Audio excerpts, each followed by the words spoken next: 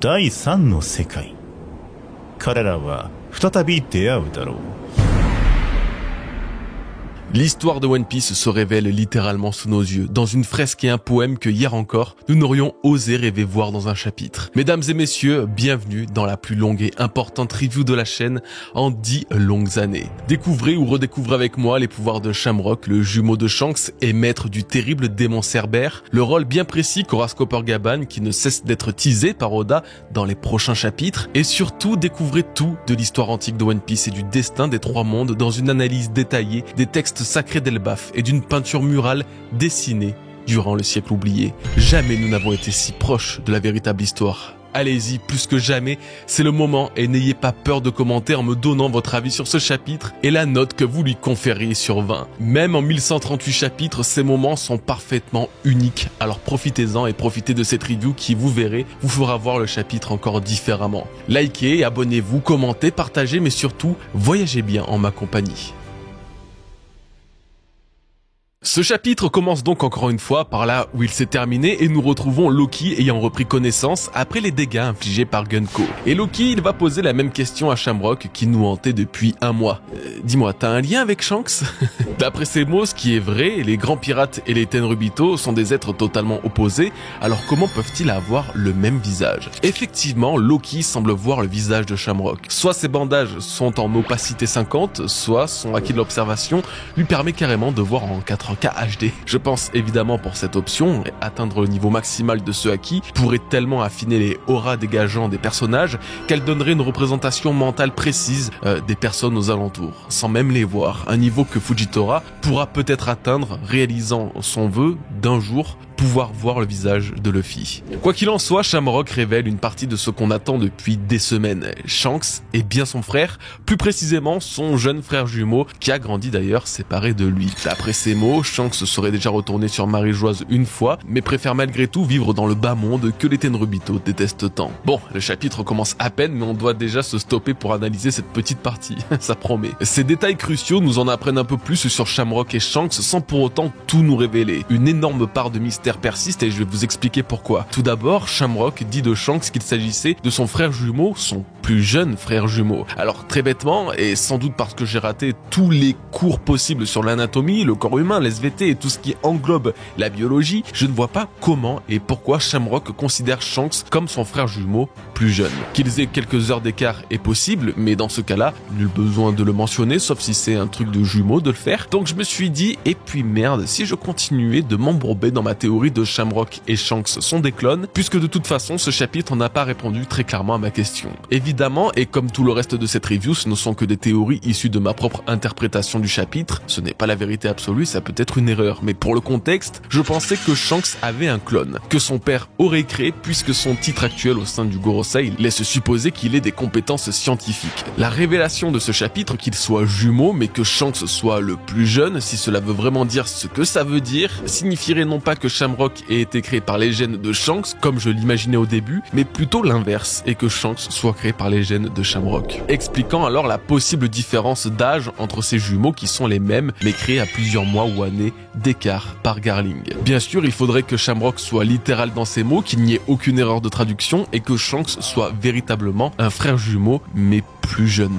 Bon, il est possible que je me prenne la tête pour rien les concernant, mais dans le doute et pour défendre ma vieille théorie, il fallait que je vous explique mon point de vue suite à ce chapitre. Il y a toutefois une autre chose encore plus intéressante dans les déclarations de Shamrock. Vous vous en doutez, c'est quand il déclare que Shanks est déjà revenu une fois sur Marie-Joise. Là encore et malheureusement, plusieurs interprétations peuvent voir le jour. Shanks, après avoir assisté à l'exécution de Roger, n'aurait non pas continué la piraterie, mais se serait rendu sur Marie-Joise pour trouver une nouvelle famille, ou plutôt retrouver sa famille d'origine. Cette décision n'aurait pas comme but de tisser de nouveaux liens avec le reste des Figarland, avec l'idéologie de Roger dans les veines. Shanks n'aurait de toute façon jamais pu être un dragon céleste. Non, il aurait plutôt introduit Marie-Joise, introduit la noblesse pour mener à bien le dernier ordre donné par son capitaine qui est de trouver le Gomu Gomu no Mi traqué par le gouvernement et le mener à bien à un petit garçon sur East Blue qui deviendra plus tard le nouveau symbole de l'aube. Ordre qu'il aurait finalement mené à bien plusieurs années plus tard. Doflamingo, qui fut banni de Marie-Joise à cause de son père, décida quand même d'y retourner jusqu'à y découvrir le secret du trésor national caché dans ce pays. Il se retrouvera finalement à nouveau chassé des cieux et retournera sur Terre pour y élire définitivement domicile. Shanks aurait vécu la même chose et aurait infiltré Marie-Joise en utilisant l'atout de son nom et l'atout de son sang pour récupérer les informations nécessaires à son but. Ce scénario est probable seulement car Shanks n'avait pas l'intérêt de se rallier aux dragons célestes qui sont, comme l'a parfaitement dit Loki dans ce chapitre, des êtres totalement opposés. Mais il y a un problème. Jusqu'à il n'y a pas si longtemps, nous pensions que Shanks s'était déjà rendu sur Marie-Joise dans cette fameuse scène où il demande une audience au Gorosei. Puis l'apparition de Shamrock a changé nos plans, notre vision. Finalement, ce n'était peut-être pas Shanks, mais lui, son frère, ce qui en soi n'était pas non plus une mauvaise réflexion. Sauf que voilà, et si malgré tous ces nœuds d'esprit et depuis le début, eh bien, c'était simplement bel et bien Shanks dans la salle du Gorosei. La seule et unique fois où Shanks se serait rendu sur Marie-Joise serait donc au chapitre 907. Ce n'était pas Shamrock, mais bien Shanks. C'est aussi à ce moment-là que les deux frères se seraient croisés, le pirate dans les cieux aurait rencontré le noble qui ne descend jamais sur Terre. Ce qui est marrant dans ce chapitre, c'est que finalement l'histoire entre Shanks et Shamrock passe quasiment totalement au dernier plan tant les autres révélations sont monstrueuses. Nous aurons de véritables réponses que lorsqu'un vrai flashback de Shamrock ou de Shanks nous sera proposé. Pour l'heure, je suis désolé les bros, mais j'ai bien peur que nous devrons nous contenter que de théories. Alors que Loki réalise qu'il a réussi à attirer l'attention des deux frères sans même le vouloir, son désir de destruction ne s'est pas atténué pour autant et il promet désormais la vengeance de tous ses amis animaux tombés pour lui. Un défi que Shamrock ne semble pas prendre à la légère et décide à son tour de nous montrer une partie de ses pouvoirs ou du moins des pouvoirs de son arme. Cerbère. C'est le nom qu'il donne à son épée, invoquant 3 énormes têtes de chien propres à Cerbère, l'une des créatures mythologiques et démoniaques les plus connues de toute notre existence. Entouré de nuages noirs similaires aux Zoan éveillés de Lucci et du Gorosei, Cerbère se présente avec 3 têtes de canidés auxquelles 3 épées sortant de leur bouche comblent cette vision d'horreur. Pire encore, les têtes du Cerbère peuvent se détacher de leur corps suite à un ordre de Shamrock. Tourbillonnant dans les airs, le chevalier divin défie Loki de survivre à cette attaque infernale à 3 sabres, auquel cas il se mesurera à lui. C'est ainsi que Shamrock et Gunko s'envolèrent avec les pouvoirs de cette dernière plus loin sur Elbaf, pensant à la suite de leur plan et au kidnapping des enfants d'Elbaf, nécessitant sûrement une aide supplémentaire d'un autre chevalier divin. Nous sommes confrontés à l'une des plus grandes révélations concernant Shamrock, qui est son fruit du démon, enfin, non pas le sien directement, mais celui de son épée. Mais lui aussi peut en posséder un, et on en reparle après. Pour l'heure, il est temps de se pencher sur cette lame qui a mangé l'un des fruits du démon les plus attendus de tout One Piece. L'un des fruits du démon à l'origine de l'une des théories les plus connues de One Piece. Mesdames et messieurs, Oda introduit aujourd'hui officiellement le Zoan mythique du Cerbère, le chien gardien des enfers consommé par la lame de Saint Shamrock. Il est vrai que le concept des lames et objets possédant un fruit du démon n'a plus été utilisé depuis longtemps. Le dernier en date serait d'ailleurs Funkfried, l'épée éléphant de Spandam. Cette technologie apparue pourtant dès le chapitre 184 avec Lassou, le chien canon du Baroque Works, n'a vraiment été expliquée qu'au chapitre 433 par Kobe, ce dernier révélant que Vegapunk a développé une technique permettant de faire manger des fruits à des objets. Alors qu'à chaque fois les armes n'étaient transformées que en Zoan des plus simples, ce chapitre nous révèle que même les Zoan mythiques peuvent être assimilés par des objets inanimés, leur conférant alors la volonté du démon. Pire encore, et à en juger les nuages noirs autour du Cerbère, ce fruit du démon peut s'éveiller. S'éveiller ? Un fruit du démon assimilé par une arme? Est-ce que nous sommes sûrs et certains que c'est bien Vegapunk qui est à l'origine de la création de l'épée Cerbère de Shamrock? Vous l'aurez sûrement remarqué ou peut-être pas, mais à aucun moment dans le chapitre, le fruit du démon du Cerbère n'est mentionné. À aucun moment, nous pouvons avoir la certitude que cette épée est issue d'une technologie de Vegapunk, car nous n'en avons simplement pas la confirmation, alors que pourtant, que ce soit pour Lassou ou Funkfried, cette confirmation s'est faite en même temps que la révélation du nom de l'arme. Est-ce que vous voyez où je veux en venir? Cerbère est peut-être un démon, un vrai démon dans une épée, pas n'importe quel démon, un démon comme les 5 doyens, car bizarrement, Cerbère partage le même point commun avec leur forme animale, d'appartenir à une catégorie d'êtres mythiques, terrifiants et diaboliques. Ce sont des incarnations de véritables démons qui n'ont à aucun moment été confirmés comme ayant des fruits du démon, alors qu'Oda a systématiquement nommé les zones mythiques qu'il introduisait. Je ne peux pas croire que l'apparition du Cerbère qui subit le même traitement que les transformations du Gorosei résulte du hasard. Ce chien mythique, lui aussi éveillé, cache le même secret que les doyens, ce sont tous de vrais démons. Ymul aura peut-être donné vie, donné une apparence, donné une forme et une volonté, leur origine ne serait de toute façon pas aussi naturelle que celle des fruits du démon. Maintenant, reste à savoir si d'autres armes de One Piece ont subi le même traitement et surtout, si l'arme de Shanks cache le même pouvoir. Vous n'êtes pas sans savoir que le sabre du roux répond au doux nom de Griffon, et le Griffon est également une créature mythologique gardienne des trésors. Alors nous pouvons nous permettre d'imaginer que le sabre de Shanks représente lui aussi une créature mythique, un griffon sur lequel il pourrait voler, expliquant ses déplacements quasi instantanés. Autre que ses origines, si on parlait de ses pouvoirs, ou du moins de l'utilisation que pourrait en faire Shamrock. Nous avons eu un exemple dans ce chapitre. Cerbère est vraiment à la hauteur de la créature dont il est inspiré pour pouvoir causer autant de dégâts à Loki, et également autant de terreur à ce personnage. Cependant, j'ai la sensation que l'utilisation de Cerbère par Shamrock ne sera pas banale. En fait, Cerbère sera une invocation à part entière. Cerbère sera une créature à la volonté propre, combattant aux côtés de Shamrock, tel un duo. Je vous rappelle que dans le cas où il s'agit d'un fruit du démon, voire même plus simplement d'un démon, qu'il est censé avoir une volonté bien à lui, comme un peu toutes les armes ayant assimilé des fruits du démon d'ailleurs. Preuve en est avec Franky au chapitre 423, qui donne un ordre à Fungfried alors qu'il n'en est pas son maître. Également concernant Lasso, Usopp dit que le fusil ne peut pas être animé puisque les fruits du démon n'ont pas de volonté propre, ce qui est faux, comme le révèle le Gorosei en parlant des fruits du démon de type Zoan possédant leur propre volonté. Nous pouvons alors attendre du chien des enfers qu'il ne soit pas qu'une épée, mais bien un compagnon de Shamrock.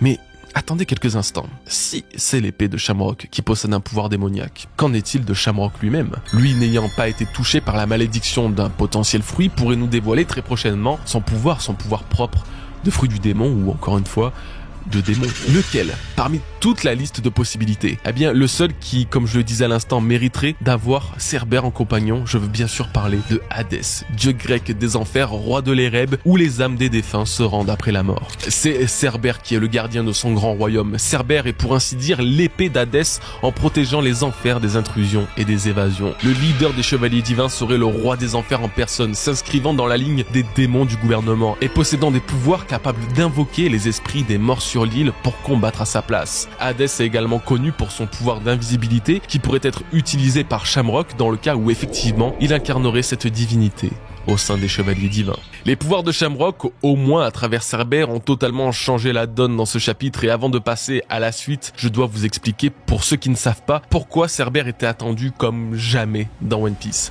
Pour aller droit au but, c'est l'une des plus vieilles et plus connues théories sur Barbe Noire. Teach aurait mangé le fruit du Cerbère, et ce Zoan mythique lui accorderait ainsi le pouvoir très spécial et surtout très unique de cumuler 2 autres fruits du démon. Chaque tête du Cerbère représenterait alors un fruit du démon, et après avoir consommé le Logia des Ténèbres, une place restait libre à Teach pour qu'il assimile un nouveau pouvoir. C'est une idée que je trouve absolument folle, mais ce n'est pas tout puisque Barbe Noire est aussi étrangement reliée au chiffre 3, comme avec ses 3 pistolets, et surtout la cicatrice à 3 marques laissées à Shanks. Il y avait également son amour pour les clafoutis à la cerise, alors que Cerbère justement adore les gâteaux sucrés.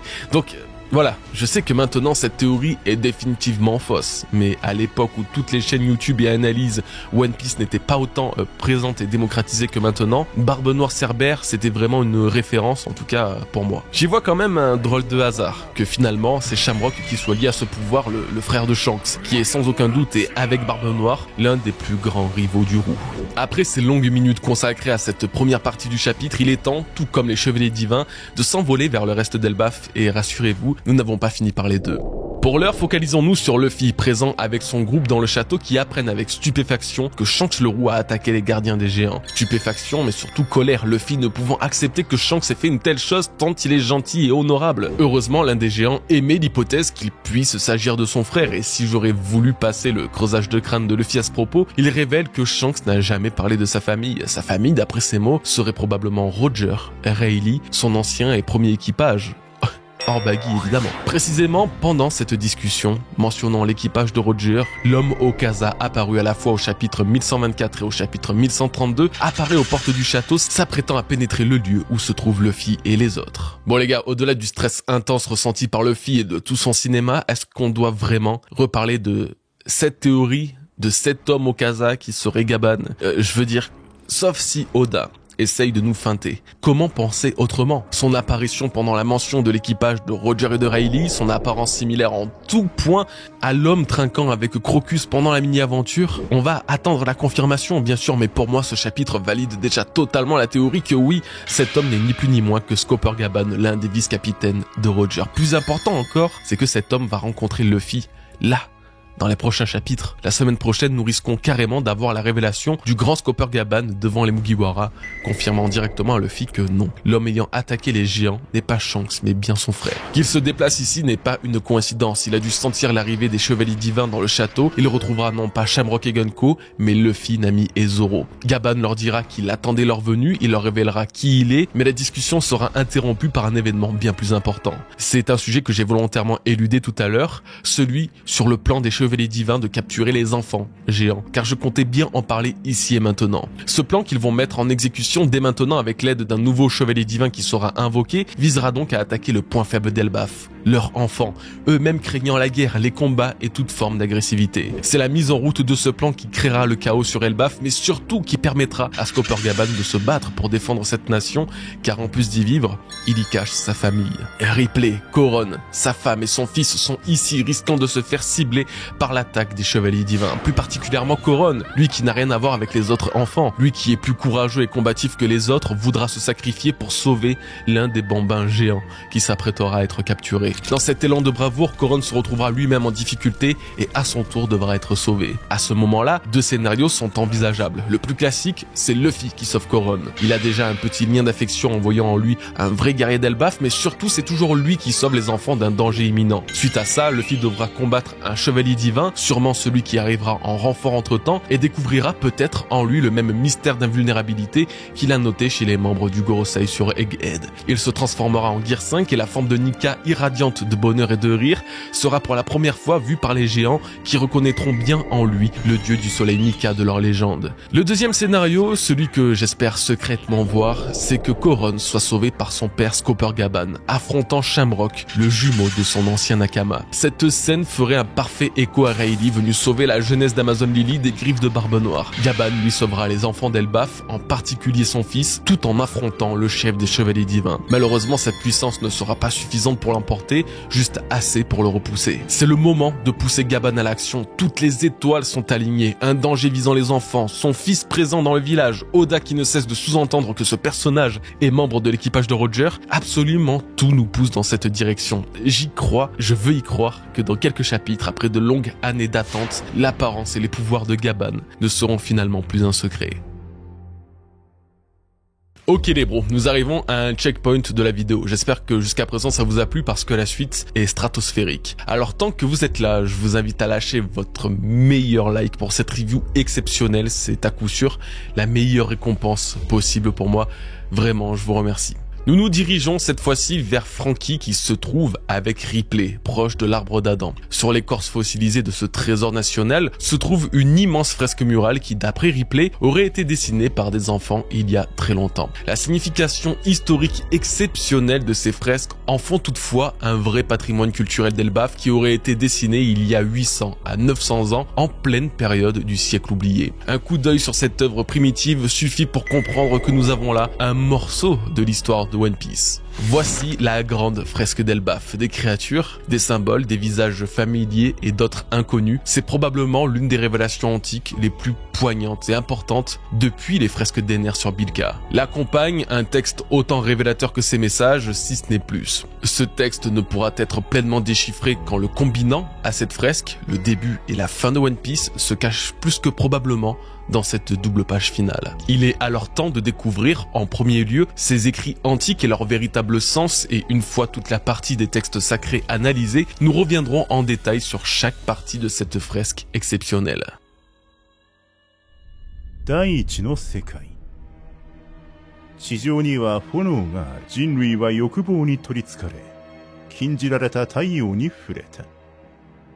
囚われし者たちは祈った。太陽神が現れた。大地の神は怒りに燃えた。地獄の炎の蛇と共に、彼らは世界を死と闇に包み込んだ。彼らに再び会うことは叶わない。第二の世界。虚無の中に息吹がある。森の神は魔を使わした。太陽はただ戦の種をまいた。半月の民は夢を見た。月の民は夢を見た。人は太陽を打ち、神となった。海の神は怒り狂った。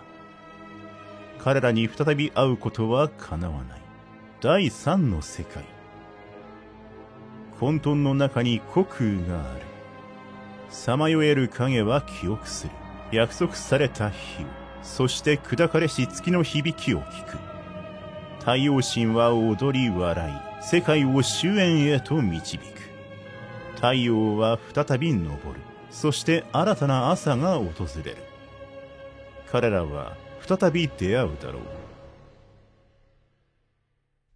Les mondes sont une notion apparue que très récemment au chapitre 1136. C'est Garul qui nous disait que selon les textes sacrés d'Arlé, la mythologie d'Elbaf, le monde avait été détruit 2 fois auparavant, chaque fois Nika apparaissait. Cependant, et à ce moment précis, nous pouvions déjà nous douter qu'une 3e destruction menaçait le monde de One Piece puisque Nika est réapparu aujourd'hui à travers Luffy. Il n'a pas fallu très longtemps pour qu'Oda confirme cette théorie, chose qu'il a fait dans ce chapitre en mentionnant le 3e monde et la fin qui le guette. Mais voilà, quels sont les messages qu'il souhaite passer à travers cette prose poétique à caractère mythologique. De la première à la dernière ligne, je vais passer en revue l'intégralité de ce texte et vous donner ma propre interprétation, ma propre traduction, et quand le besoin se fera ressentir, j'utiliserai la fresque d'Elbaf pour appuyer mon argument. Certaines fois, les traductions risquent d'être sensiblement différentes de celles que vous avez pu lire, mais ne vous inquiétez pas, j'ai pris un soin particulier à toujours vérifier que le propos original ne soit pas déformé. Préparez-vous, car c'est parti.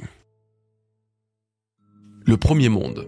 Sur Terre, il y a des flammes, l'humanité, submergée par le désir, a touché au soleil interdit. Tout d'abord, et pour contexte, le premier monde serait, d'après ma théorie émise dans la review du chapitre 1136, le monde dans lequel le premier Nika serait apparu. Nika aurait effectivement 3 personnalités distinctes. Nous avons Luffy actuellement, qui est Nika, nous avons Joy Boy, qui fut Nika il y a 800 ans, et bien avant cela, encore des siècles et des siècles avant, le Nika originel est apparu pour la première fois. Pour en revenir au texte qui est par ailleurs et dès le début l'une des parties les plus difficiles de ces écrits sacrés, je l'ai vu comme la naissance des fruits du démon. Comme l'explique Vegapunk dans le chapitre 1069, tout ce qui naît dans ce monde a été désiré, y compris les fruits du démon. Car les fruits du démon sont un désir d'évolution et encore une fois, comme le dit Vegapunk, ces pouvoirs représentent l'avenir de l'humanité sous toutes ses formes. La phrase « l'humanité submergée par le désir a touché au soleil interdit » signifie alors que les humains cherchaient autrefois à évoluer, obtenir des pouvoirs et pour ce faire, on semble-t-il commis un péché en touchant au soleil interdit. Toucher le soleil interdit pourrait être une métaphore similaire à celle d'Adam et Ève qui, submergés par la tentation, ont goûté le fruit interdit et se sont retrouvés bannis du paradis. Ainsi, le premier monde a été mené à sa perte à cause des désirs contre nature de l'humanité. Le soleil interdit, quant à lui, pourrait être l'incarnation ou la métaphore d'un pouvoir, d'une technologie ou que sais-je encore, qui a aidé les humains à créer les fruits du démon. Il pourrait être une source d'énergie illimitée semblable à Mother Flame qui était elle-même destinée à devenir un soleil éternel capable de délivrer des ressources infinies. Cette création, si on peut l'appeler ainsi, viendrait des êtres divins et lunaires de l'ancienne cité extraterrestre Bilka vue dans les fresques des mini-aventures d'Ener. Ces mêmes êtres à la technologie terriblement avancée ont dû quitter la Lune par manque d'énergie et ont migré sur Terre pour ses ressources. C'est alors sur Terre qu'ils ont mis au point, comme l'a fait Vegapunk avec Mother Flame, une source d'énergie infinie. Les esclaves prièrent, le dieu soleil apparut. L'apparition du dieu signerait alors, si vous avez bien suivi, la toute première apparition de Nika dans l'histoire, le Nika originel. Comme nous le faisait savoir Husu, cette divinité est reliée aux prières des esclaves, mais surtout, cette divinité a été créée de toutes pièces par les esclaves. Je vous l'ai dit à l'instant, à cette époque-là, les désirs de l'humanité se sont réalisés, c'est-à-dire que l'apparition du dieu soleil et la création de Nika sont le résultat de vœux et de désirs des esclaves appelant à l'aide pour que quelqu'un puisse les délivrer de leur fardeau. Ce dieu est né par les humains et pour les humains. L'humanité a créé son propre sauveur, son propre héros, Nika le dieu soleil, Nika le dieu de l'astre interdit que l'humanité désirait. Ceux qui ont réduit en esclavage ces humains seraient les êtres lunaires de Bilka, descendus sur Terre, ou alors il s'agirait de leurs propres descendants, puisque les humains ont touché et convoité leur technologie avancée. La divinité de la terre fut enragée. Ensemble, avec le serpent de la flamme infernale, ils engloutirent le monde dans la mort et les ténèbres. Cette divinité et le serpent de la flamme infernale font un très puissant écho à la partie mythologique des Chandia qui, comme nous avons vu dans le flashback de Norlan et Calgara, priaient 4 dieux. Ces 4 dieux seront d'ailleurs cités dans le texte sacré d'Elbaf, puisqu'il y a le dieu du soleil que nous venons de voir, le dieu de la pluie qui pourrait être associé au dieu de la mer qui se trouve plus loin, le dieu de la forêt qui là encore se trouve plus loin dans le texte, et pour finir, le dieu de la terre, cité à l'instant. Concernant le serpent, là encore, c'était une divinité pour les Chandia, comme nous avons pu le voir avec Kashigami, qui était tout autant vénéré. Maintenant, reste à savoir le lien qu'a le serpent de la flamme infernale avec la divinité de la terre, et la raison de leur colère. Je crains qu'il soit difficile de cerner exactement ce qu'il s'est passé vu le peu d'indices que nous avons. Cependant, en regardant la fresque murale, se trouve à droite un serpent dont le feu rencontre celui de ce qui semble être un dragon. Cette représentation me semble plutôt proche du texte, mais j'émets encore certains doutes.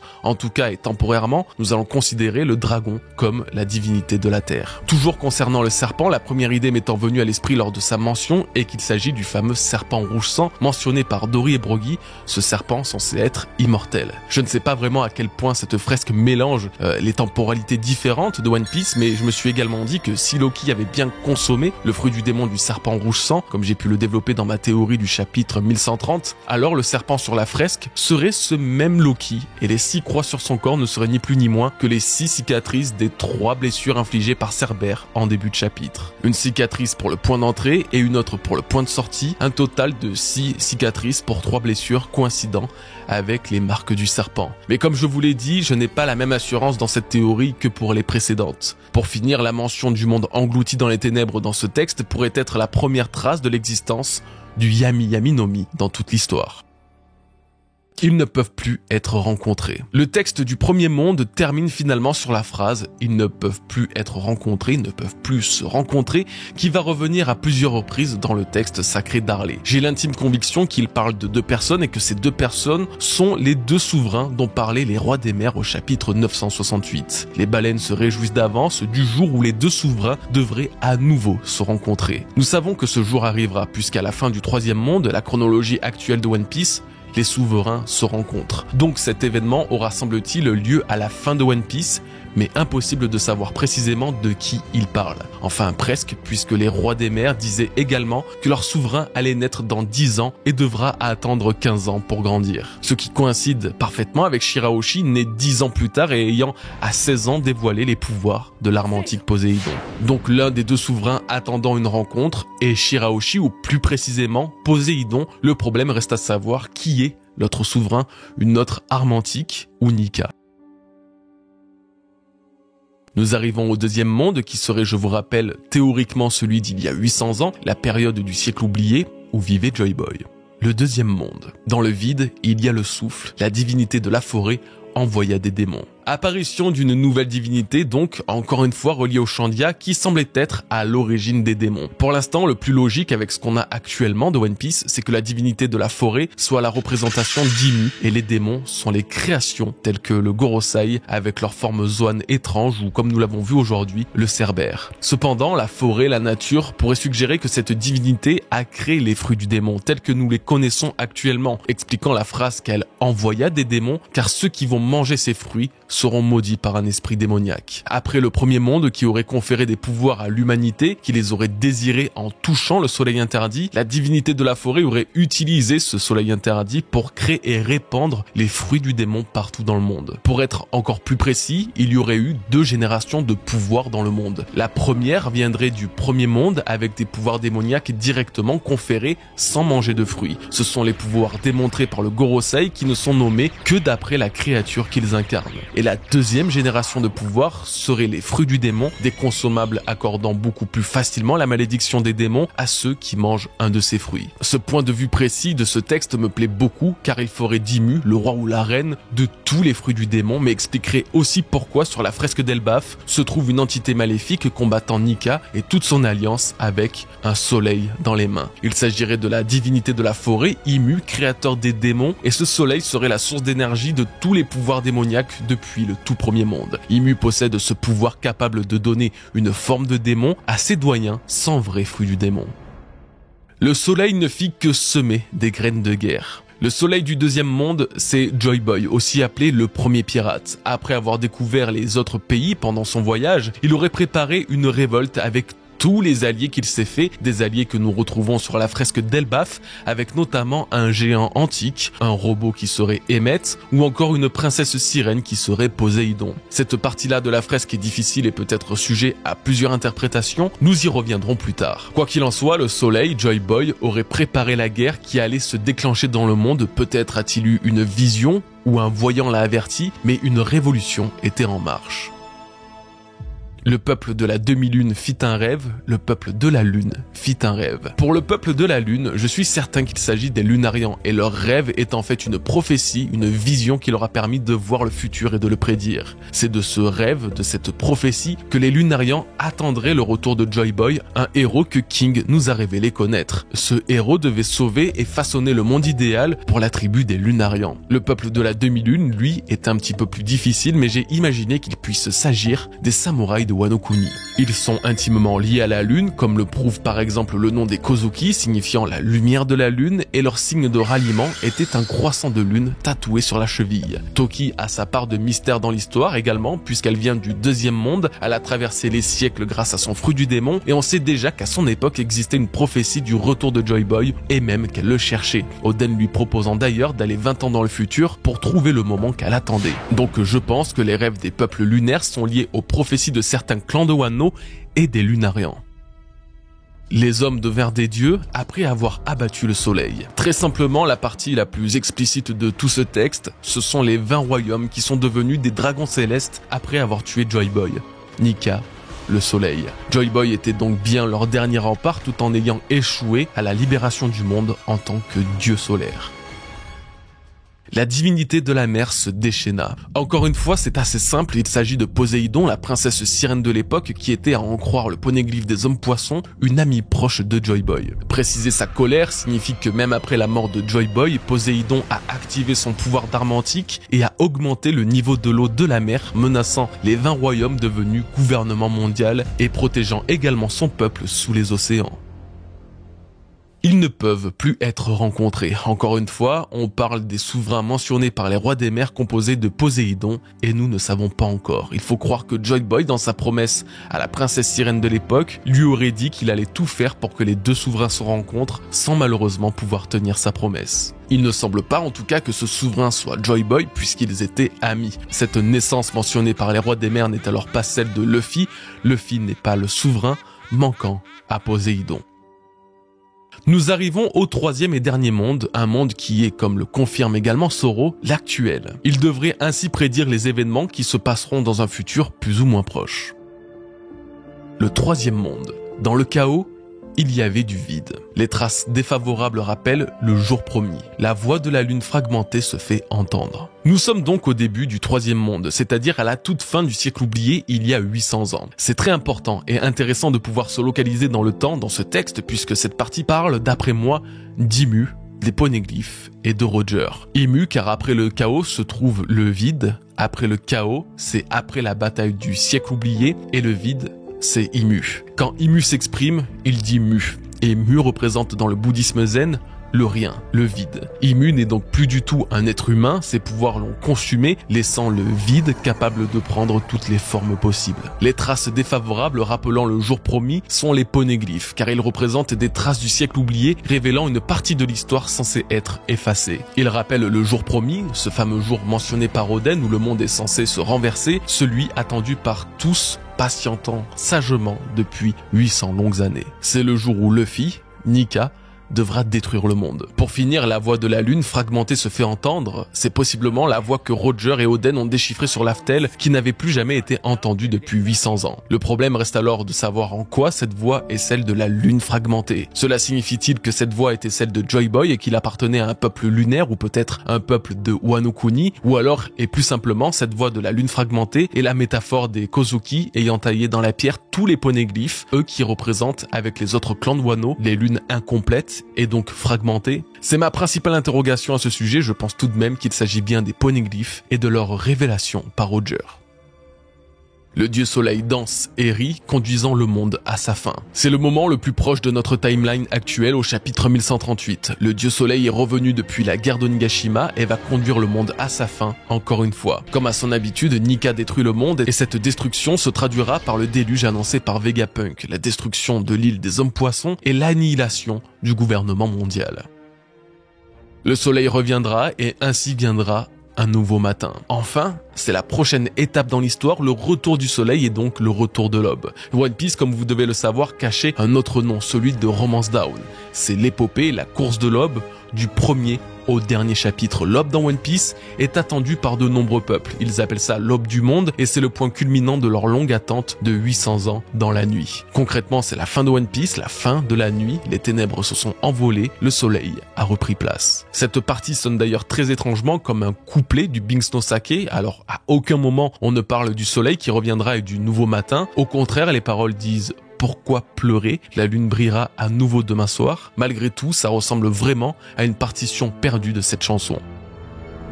Ils se rencontreront à nouveau.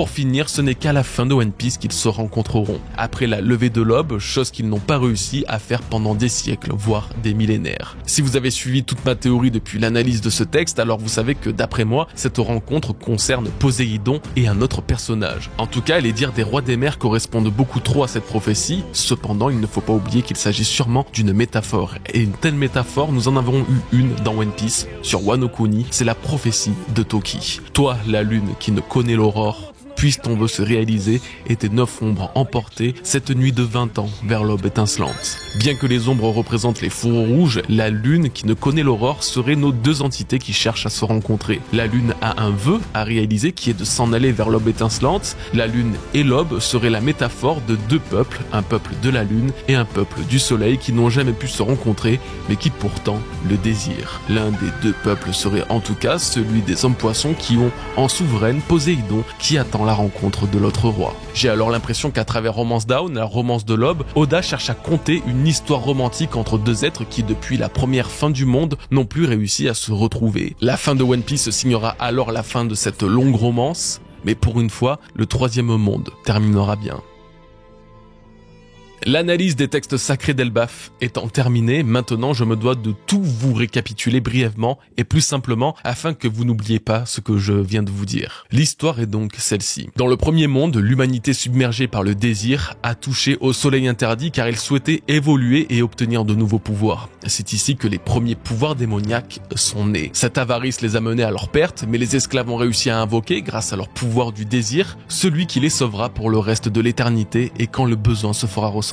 Le dieu soleil Nika, la divinité originelle. Dans ce premier monde existait alors le soleil interdit qui serait une ancienne source d'énergie mystique créée ou apportée par les êtres lunaires de la cité Bilka descendus sur Terre. Ce monde disparaîtra durant le combat opposant le dieu soleil à la divinité de la Terre et du serpent de la flamme infernale qui serait celui qu'on connaît aujourd'hui comme le serpent rouge sang craint par les géants. Cette partie précise reste toutefois difficile à bien cerner car l'une des interprétations possibles à mon sens voudrait que la divinité de la Terre et le serpent se sont affrontés et de leur affrontement, le monde a été détruit. La fresque d'Elbaf m'induit peut-être en erreur mais démontre pourtant bien un affrontement entre le serpent et une autre créature qui serait le dieu de la Terre. Vint ensuite le deuxième monde. C'était il y a plus de 900 ans. La divinité de la forêt envoya des démons sur Terre, se répandit ainsi et pour la première fois les aujourd'hui très connus fruits du démon. Durant le premier monde, autrefois, ce n'était que des pouvoirs démoniaques conférés à ceux qui le désiraient vraiment. Maintenant, les fruits du démon, à cause de la divinité de la forêt, accordant leur pouvoir et leur malédiction à tous ceux osant les manger. Le soleil ne fit que semer les graines de guerre car Joy Boy, ayant mangé le fruit de Nika, découvrit la corruption du monde dans lequel il vit et prépara la plus grande révolution jamais imaginée accompagnée de toutes les tribus et races alliées qu'il a rencontrées durant son périple. Les peuples de la Lune et la demi-lune, donc les Lunarians et probablement les clans lunaires de Wano Kuni, ont vu une prophétie apparaître, une prophétie annonçant la défaite de leur allié Joy Boy, mais aussi de son retour 800 ans plus tard. Ce qui fut vérifié très vite, car les hommes devinrent des dieux. Après avoir tué le soleil, les 20 royaumes, rebellés contre l'ancien royaume, ont tué Joy Boy et se sont autoproclamés dieu créateur du monde. La princesse sirène, amie de Joy Boy, aussi appelée Poséidon, se déchaîna et engloutira le monde, mettant ainsi une pause de 800 ans à cette guerre antique. Vient ensuite et finalement le troisième monde monde, l'actuel, annonçant qu'après le chaos des armes antiques, le vide persistait, le vide étant Imu, la survivante antique de cette guerre de 100 ans. Les poneglyphes ont changé la donne et laissent un écho du passé aux générations futures. Le jour promis, le jour de la victoire de Joy Boy, est désormais attendu et annoncé. Le dieu soleil est de retour, dansant, riant aux éclats et s'apprête à mener le monde à sa fin, une troisième et dernière fois. Un nouvel aube va se lever et le quatrième monde sera enfin celui de la paix. Si au début j'ai pu être apeuré de la dose de travail phénoménale qu'allait me demander ce chapitre, je réalise en fait qu'aujourd'hui, le 30 janvier, la date à laquelle j'enregistre cette vidéo, One Piece ne pouvait pas me faire un meilleur cadeau d'anniversaire. Voici ma propre interprétation de ces textes sacrés. J'espère vraiment qu'après tout ça, j'aurai au moins visé juste sur une ou plusieurs parties. Si ce n'est pas le cas, ce n'est pas très grave, car ce n'est pas fini. Non, après l'analyse des textes sacrés, il est l'heure d'attaquer un autre très gros morceau, la fresque antique d'Elbaf, datant du siècle oublié. Bon, par où commencer ? Je le rappelle, cette fresque a été dessinée par des enfants d'Elbaf durant le siècle oublié, et Ripley pense qu'il ne s'agit que d'une fabulation de ces mêmes enfants, car jamais dans l'histoire d'Elbaf, les géants se seraient alliés avec d'autres races. La voici donc, cette merveille antique. Merveille non pas par la finesse de l'art qui peut laisser à désirer, mais plutôt du message transmis à travers chacune de ces lignes. J'ai vraiment l'impression d'être comme Franky devant et ne pas savoir où donner de la tête. Je vais être honnête avec vous, il manque des informations cruciales pour bien comprendre ce que l'on voit. Ces informations sont purement et simplement lequel des trois mondes est-il représenté. Vous savez quoi, je vais commencer par vous donner mon avis là-dessus. Quel monde ? J'ai beaucoup hésité et je ne suis pas encore très sûr. Je dirais cependant que la partie gauche représente le deuxième monde et en quelque sorte le troisième monde également. Déjà, il y a Joy Boy en forme de Nika, car contrairement au Nika originel qui n'a pas de halo de fumée autour de lui, celui-ci en a un. Ce qui veut dire qu'il vient d'un fruit du démon et ce fruit du démon est le Ito Itonomi modèle Nika consommé par Joy Boy. À ses côtés, nous retrouvons diverses races qui seraient les alliés de Joy Boy à l'époque du siècle oublié, avec notamment un personnage ailé qui serait un Lunarian. Le petit effet au-dessus de sa tête serait leur fameuse flamme. De plus, ils viennent du ciel, exactement comme disait Barbe Blanche qu'une tribu de dieux vivait à la place de l'actuelle Marie-Joise. Ensuite, il y a deux géants, un géant normal d'Elbaf et un géant antique à l'image de Oz. C'est le pagne et les longs cheveux qui me font penser une telle chose. La princesse sirène de l'époque, Poséidon, qui contrôle d'ailleurs un monstre marin, possède une couronne et un trident. À côté d'elle se trouvent deux créatures, l'un est un tontata pour sûr, l'autre ressemble à un animal comme un minx, cependant un autre minx est présent un peu plus haut. Je ne sais pas encore s'il s'agit de deux minx ou s'il s'agit d'une autre race que nous n'avons pas encore vue. On retrouve aussi des samouraïs de Wano Kuni, avec un effet assez étrange ressemblant à une étoile scintillante. C'est le seul bateau qui possède ce symbole et je pense très sincèrement que ça va vous exploser le crâne, car il s'agirait de l'effet montrant le bond dans le futur de Toki qui a voyagé 800 années pour trouver Joy Boy et l'aider à mener à bien la vraie victoire contre le gouvernement. Oui, ça serait donc le saut dans le temps de Toki.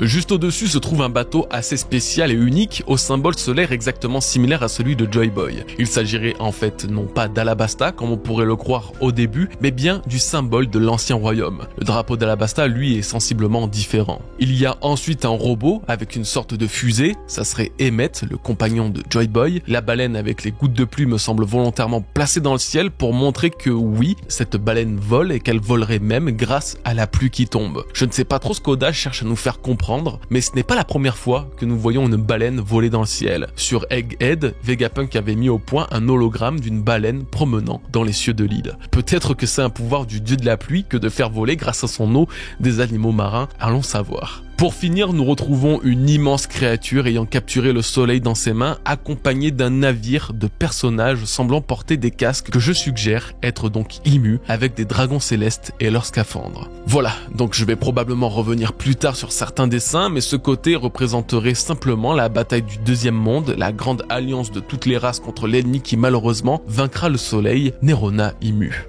Cependant, vous devez vous souvenir que plus tôt, je vous ai dit que cette partie de la fresque pourrait également être le troisième monde, n'est-ce pas? Donc le monde actuel. Eh bien, en effet, la guerre qui aura lieu bientôt contre le gouvernement sera la suite et la fin de la guerre ayant eu lieu il y a 800 ans et par conséquent mettra également en scène Luffy sous sa forme de Nika, accompagné de toutes les races avec qui il a pu s'allier depuis le début de son histoire contre le démon ayant volé la flamme éternelle Imu. Je dirais donc que le côté gauche est bel et bien un mélange du deuxième et du troisième monde pour leur similitude. Ce qui signifie aussi que le côté droit serait, lui, un mélange du premier et d'une partie du deuxième monde. Les hommes, avec leur avidité, ont touché le soleil interdit, comme je le disais plus tôt, ils ont exploité une ressource qu'ils n'auraient pas dû pour répondre à leur désir d'avancer technologiquement, mais aussi d'obtention de pouvoirs maudits. Cette source, ils allaient la chercher apparemment dans la Terre, peut-être au centre de celle-ci, car elle fut laissée par les êtres avancés technologiquement de la cité Bilka, la cité lunaire, connue pour avoir créé une nation futuriste creusée à l'intérieur de la Lune. Le serpent crachant des flammes contre l'espèce de dragon serait alors le serpent des flammes infernales qui a causé la destruction du premier monde. Ensuite, il y a une partie du deuxième monde qui apparaît avec l'histoire du siècle oublié. On peut y voir le Noah, des animaux, des humains et un ange qui aurait survécu au cataclysme et à l'utilisation des armes antiques ayant englouti le monde il y a 800 ans. Et pour finir, la personne au sommet de tous à ce moment-là porte une couronne ressemblant à Imu et porte la même robe contrairement à tous les autres personnages, ce qui correspond à la phrase « Les hommes tuèrent le soleil et devinrent des dieux ». Car oui, en tuant Nika,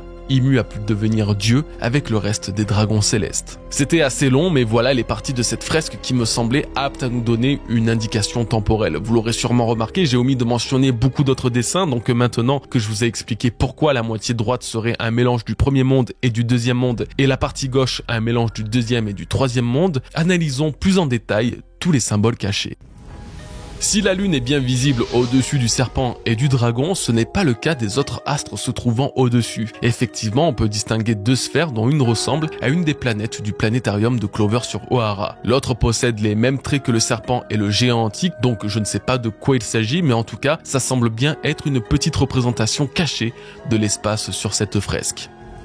Je voudrais désormais maintenant m'attarder sur cet amalgame de formes bizarres tout à droite. Le complexe mécanique et peut-être électrique qui serait alimenté par l'énergie cherchée par les humains me laisse penser que nous avons là une représentation très rudimentaire de l'ancien royaume. Vegapunk le disait bien, la technologie de ce pays était similaire, voire même supérieure à celle d'Egghead. Alors ça serait la représentation de cet ancien royaume. À ma grande surprise, à la vôtre aussi si vous avez remarqué, mais Zunesha n'est pas présent dans cette fresque alors que les Minx, eux, sont au moins présentés une fois. C'est probablement à cause du crime qu'il a commis et qu'il aurait condamné à marcher pendant l'éternité. Ce crime serait si important que son nom et son existence auraient totalement été effacés des récits. Maintenant, un nouveau sujet que j'attends d'analyser depuis le début, la machine céleste faisant abattre la foudre, ou ce qui semble être la foudre sur l'arbre au centre de la fresque. Pour moi, il n'y a strictement aucun doute. C'est une représentation de l'arme antique utilisée par Imu pour détruire Lulusia. C'est encore plus flagrant quand la silhouette que j'estime justement être Imu se trouve devant l'attaque de cette arme comme si elle la contrôlait. Je vais me permettre, je vais oser. Nous avons là Imu, l'arme antique contrôlant Uranus, utilisant les pouvoirs de cette divinité du ciel pour abattre l'arbre non pas de Adam, mais celui de Ève. Pourquoi ? Eh bien car cet arbre, en plus de ne pas ressembler à celui d'Adam sur Elbaf, qui est totalement différent dans sa structure, est bien plus intéressant scénaristiquement. Comme Usopp le note très bien, il doit avoir un lien avec l'arbre d'Adam, suite à l'inspiration biblique d'Adam et Ève, les premiers humains créés par Dieu. Mais surtout, si les racines de l'arbre d'Ève se fondent autour de l'île des hommes poissons, leur donnant oxygène et lumière, l'île se trouve précisément en dessous de Marie-Joise. Alors cela signifie que le sommet de l'arbre d'Ève devrait sortir là où se trouve Marie-Joise actuellement. Imu, en espérant détruire cet arbre donneur de vie aux hommes poissons et possiblement à la Terre elle-même, en espérant détruire à nouveau ce symbole solaire, aurait anéanti la cime avec l'arme antique céleste qu'elle contrôle et aurait fondé Marie-Joise sur les restes de Ève. Ce qui expliquerait pourquoi, sur une terre pourtant hostile, en plein milieu d'un château royal, une chambre fleurie existe. C'est l'arbre d'Ève qui, en continuant de pousser malgré une partie détruite, reprend le droit sur la pierre et le marbre de Marie-Joise.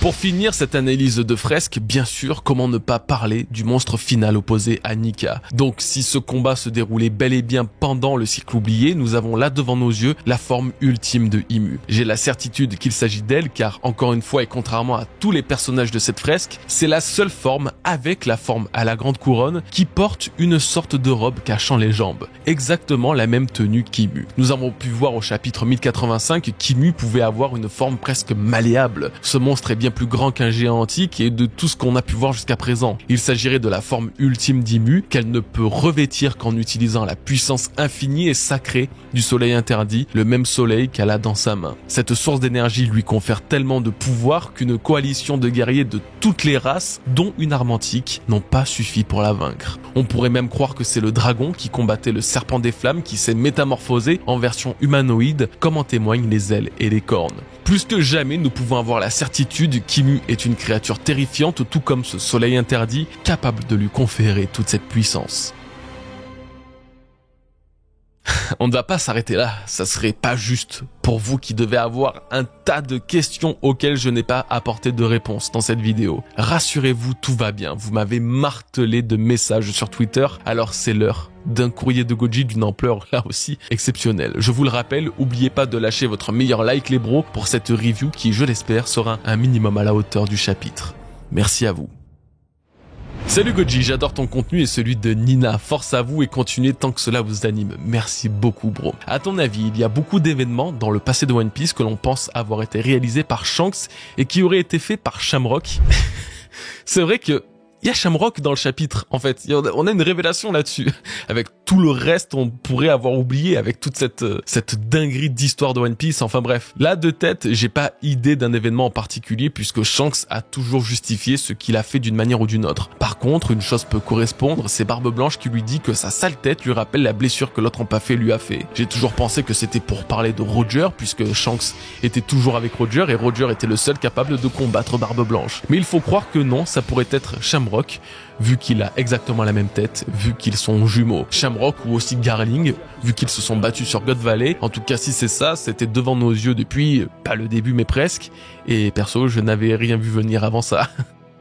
Salut Goji, le chapitre est absolument dingue, j'en tremble putain, je te comprends mon ref. Il y a un détail sur lequel je tilte, le fait que la fresque représente le rêve d'un enfant, et je me suis demandé si cet enfant n'était tout simplement pas notre auteur préféré. Alors bro, j'adore la philosophie de l'idée, vraiment, je pense quand même que c'est vraiment une histoire que l'on racontait aux enfants, et que ces mêmes enfants l'ont dessiné, lui ont donné une forme. On peut aussi penser que c'est un enfant avec un don particulier comme Shirley qui l'a dessiné, qui a vu peut-être de ses propres yeux le futur et le passé. En tout cas, j'ai adoré que ces dessins représentaient vraiment les dessins que pourrait faire un enfant et je me demande même si Oda n'a justement pas fait dessiner ses propres gosses pour en faire un rendu encore plus réaliste.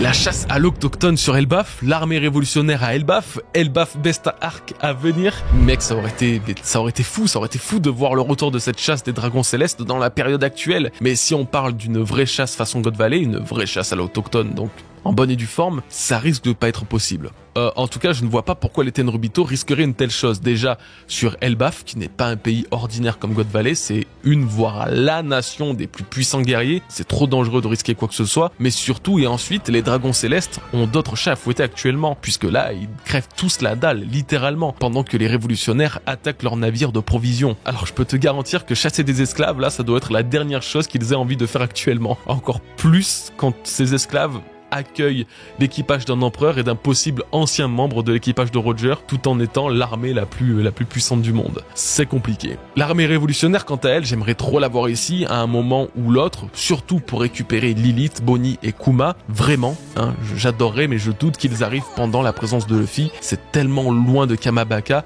ils vont devoir traverser le monde entier. Mais ouais, par contre, Elbaf démarre à une vitesse, les gars, c'est... Oda n'a plus le temps, c'est affolant, c'est terrifiant. Que penses-tu des X qu'on peut apercevoir sur le corps du serpent à droite sur la fresque? Franchement, je vous le redis sincèrement encore une fois, hein, la seule explication que j'ai aimé trouver, sans savoir si elle est des plus cohérentes, c'est qu'en réalité, la fresque du serpent rouge sang montre le futur, plus ou moins, et que ce soit les cicatrices de Loki après avoir subi les 3 attaques de Cerbère dans ce chapitre. Une cicatrice pour l'entrée de la lame, une autre pour la sortie, 3 x 2, 6. Loki, serpent rouge sang avec les 6 croix sur le corps, merci, au revoir, la boucle est bouclée. Non, honnêtement, j'arrive pas à trouver quelque chose de vraiment cohérent, tu vois, tu sens que là il y a vraiment un truc, mais d'un côté je sais même pas ce qu'on peut faire avec aussi peu d'indices. Cerberus, le sabre de Shamrock, ne serait-il pas le sabre de Chebek? Il aurait pu être récupéré par les dragons célestes. Putain, alors vraiment, Ça va pas du tout avec ma théorie que cette arme possède un démon créé par Emu, à l'instar du Gorosei bien sûr, mais je trouve quand même l'idée trop stylée. En plus, tu n'as pas noté une chose, ça fait un parallèle de dingue avec le navire de Barbe Noire qui se nomme le Sabre de Chebec. Barbe Noire qui était, je vous rappelle, pressenti dans les théories pour avoir le fruit du Cerbère. Tout est lié les amis. Bon après, si on se cale 5 secondes au chapitre 957, on voit un petit peu l'arme de Chebec et son sabre n'a pas l'air d'avoir de anse autour du poignet, contrairement à celui de Shamrock. Donc rien que ça peut ébranler la théorie, mais je trouve quand même l'idée vraiment géniale. Bien joué mon ref. Si actuellement on est le 3e monde, ça veut dire que Joy Boy a appartenu à quel monde? Est-ce que ça veut dire qu'il y a eu 2 Joy Boy avant Luffy? Alors si j'ai vu juste, non. Normalement il y a eu un vrai Nika, le premier du 1er monde. Ensuite il y a eu un Joy Boy qui avait le fruit du Nika, le premier Joy Boy du 2e monde. Et finalement avec Luffy, un autre Joy Boy avec le fruit de Nika. Ça fait donc 2 Joy Boy en comptant Luffy, puisque le Joy Boy originel aurait appartenu au 2e monde du siècle oublié. C'est compliqué mais pas tant que ça en réalité. Retour des nerfs qui se confirme de plus en plus. Alors, à ma grande surprise, vous avez été beaucoup à me poser la question et je comprenais pas vraiment au début. J'ai ensuite cerné que l'arche volante, là, devait être la coupable derrière Emu. Comme vous l'aurez compris en regardant la vidéo, je ne pense pas que ce soit lié à Ener de près ou de loin et qu'au contraire, il s'agit de l'arme antique ayant détruit l'Ulusia contrôlée par Emu et alimentée par Mother Flame. Je dois cependant totalement reconnaître que l'éclair peut faire penser à Ener, c'est loin d'être mal vu, mais je pense quand même qu'il y a 800 ans, Ener n'était pas particulièrement attendu. En fait, à aucun moment, il ne semble être mentionné dans les textes sacrés, alors pourquoi le dessiner s'ils ne sont pas censés connaître son existence? Bon, en tout cas, je comprends parfaitement le bail de l'arche et vous avez raison, ça doit quand même avoir un lien avec lui. Peut-être que l'arme antique et l'arche Maxime ont été créés sur un design similaire ou une idée similaire. Salut, j'espère que tu liras ça. Eh ben voilà mon ref. On connaît déjà le peuple de la Lune qui sont les Lunarians. Est-ce qu'on peut supposer que le peuple de la demi-lune soit simplement les Dix? Tu penses que la phrase « la voix de la lune fragmentée résonne », ça parle de la volonté du dit? J'ai sélectionné vos deux questions à la fois parce que oui, c'est totalement cohérent que ce soit la demi-lune en forme de dit ou la voix qui est la volonté. Je reste sur l'hypothèse que les Lunarians sont bien le peuple de la lune, mais l'idée que les dits soient liés à cet astre aussi ne me dérange pas du tout, puisqu'il y a quelques années, quand j'avais fait une théorie sur la famille de Luffy, je mettais en avant leur similarité avec les Shandia, en particulier Dragon. De toute façon, je me souviendrai toujours de cette cover du tome je ne sais plus combien avec Luffy, des ailes de Shandia, donc un peuple censé être lunaire et descendu de la lune, et un œil fermé. J'ai la sensation qu'Oda voulait vraiment nous dire des choses à ce moment-là. Salut Goji, toi qui as beaucoup analysé les lames maudites dans One Piece, que penses-tu de l'épée de Shamrock et le fait de pouvoir donner des fruits du démon aux lames alors que Zoro peut faire apparaître des démons à cause de ses lames? Et bah figure-toi que je suis bien content que t'aies posé la question. J'ai volontairement éludé le sujet en début de review pour ne pas partir dans trop de directions différentes, mais on n'a pas du tout assez parlé des lames maudites et de la potentielle hypothèse que Cerbère était une lame maudite également. Contrairement à toutes les autres, cette lame se serait éveillée à son plein potentiel, le démon ne ferait plus qu'un avec le sabre et le sabreur, permettant une utilisation aussi facile et individuelle que l'a fait Shamrock. De toute façon, Ashura et Cerbère, bien que différents, restent deux entités que l'on pourrait qualifier de démoniaques et accordent leur pouvoir à travers des lames, donc je pense qu'on peut se permettre d'imaginer quelques instants que Cerbère pourrait venir d'une lame maudite. C'est pas ma théorie préférée, mais c'est clairement pas déconnant non plus. J'ai vu un post qui disait que dans ce chapitre, Franky ressemblait pas mal au robot d'Emmet. Qu'en penses-tu? Je vais vous dire la vérité, la pure vérité, très honnêtement.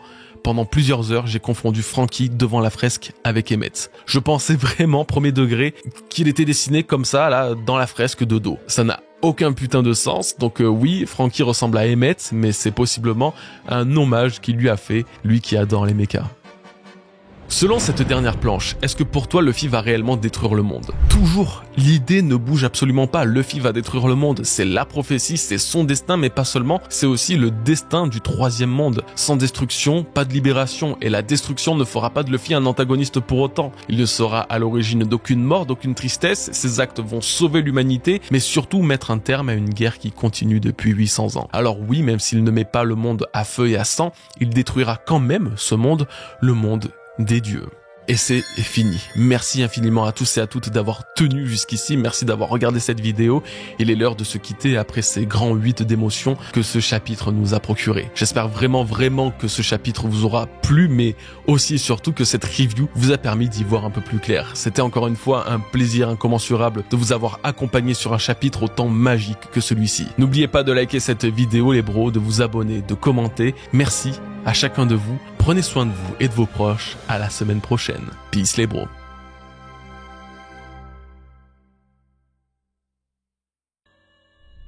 第一の世界。地上には炎がある。人類は欲望に取りつかれ、禁じられた太陽に触れた。囚われし者たちは祈った。太陽神が現れた。大地の神は怒りに燃えた。地獄の炎の蛇と共に、彼らは世界を死と闇に包み込んだ。彼らに再び会うことは叶わない。第二の世界。虚無の中に息吹がある。森の神は魔を使わした。太陽はただ戦の種をまいた。半月の民は夢を見た。月の民は夢を見た。人は太陽を打ち、神となった。海の神は怒り狂った。彼らに再び会うことは叶わない。第三の世界。混沌の中に虚空がある。さまよえる影は記憶する。約束された日を、そして砕かれし月の響きを聞く。太陽神は踊り笑い、世界を終焉へと導く。太陽は再び昇る。そして新たな朝が訪れる。彼らは再び出会うだろう。